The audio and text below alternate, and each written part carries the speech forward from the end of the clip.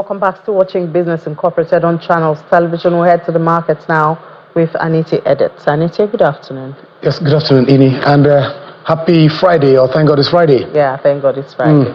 So for the Nigeria's markets, it was another back to the negative territory. But let's tell our viewers more details about the market. For yesterday, it was down by 0.15%, and that's coming from Wednesday's gain, which was 0.24%. But at intraday, the market is still in negative territory as we speak, and these numbers are still moving in between the green and the reds. But so far, what we last tracked was 0.30% in the red at 99,101.5 index level. That's for the Nigerian stock market, the NGX All Share Index. And for the South Africa stock market, the JSE, it was down by 0.11%. So we saw mostly a negative sentiment for the African stock market. Now, let's take a look at the other sides of the market. EGX, it was down by 0.77%. That was the biggest decline at intraday for the markets that we track, while Kenya Stock Exchange for Thursday's close up nearly 1% at 0.94%.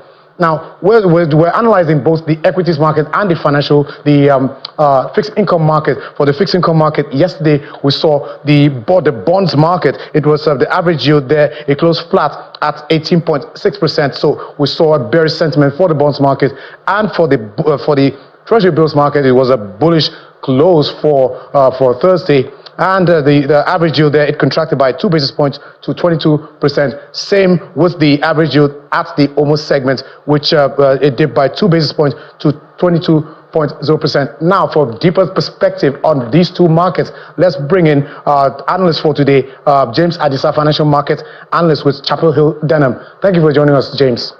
James Adisa. Thank you for having me. Okay, so now let's start first. This is the last trading day for the first week of June, which we saw the FGN savings bond, which is closing today. We also saw the Treasury bills market as well as on the equities side. So how do you analyze this market so far in the last 4 trading days?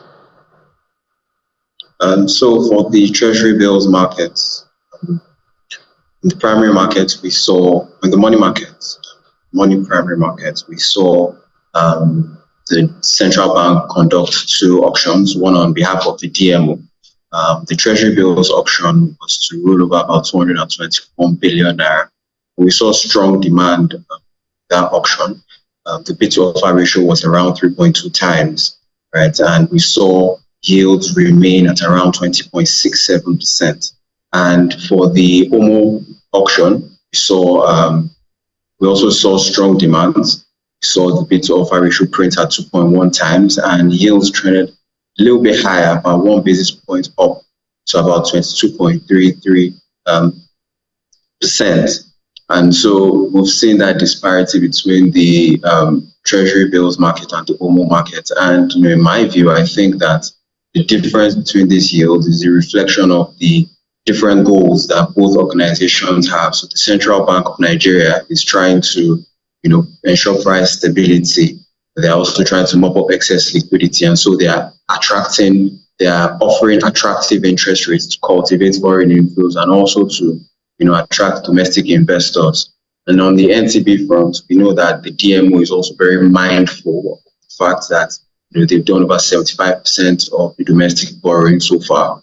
So they're not so aggressive in, front-loading issuances. And we also know that they are mindful of the balance sheet implication of, higher interest rates. And so that means that they wouldn't really be, offering attractive interest rates the same way the Central Bank of Nigeria through the OMO market has been offering attractive interest rates. I do need to speed you up a little bit because time is not really on our side, but let's move over to the intraday market numbers. How is the equities market and the fixed income market doing at intraday as we speak? And so in the equities market, the market is up 4 basis points. We're seeing a lot of interest in Guinness. A lot of volumes are going through, lots of interest in the stock by investors.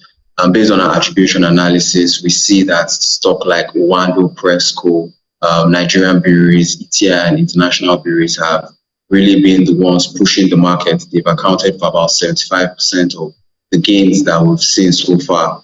And, our view is that we've seen the market rally in the previous trading week, and we believe that this week we won for profit taking. And as such, we expect that the market, although it has closed up, we expect to see that the weekly return possibly be in the negative territory. Okay, all right. So now, what do you expect for next week for the equities market and the fixed income market? What are your expectations? So for the equities markets, corporate actions would largely drive the activities that we would see in the market. We've seen some banks like Fidelity come out to announce that they have capital raising plans. They intend to raise about 227 billion naira, and we expect to possibly see some more of these transactions come to the market, and this could translate to activities in the equities market. In the fixed income market, liquidity will really be the driver for the market. Liquidity conditions have remained tight. The CBN has conducted an OMO auction and an NTB auction on behalf of the DMO, and this has further tightened liquidity conditions in the fixed income market. And so we would expect to see a quiet market next week. Okay, James. So I think we'll leave it there. And of course, we do keep our eyes out on your expectation on the market. So thank you so much for your analysis on our show. Thank you very much for having me.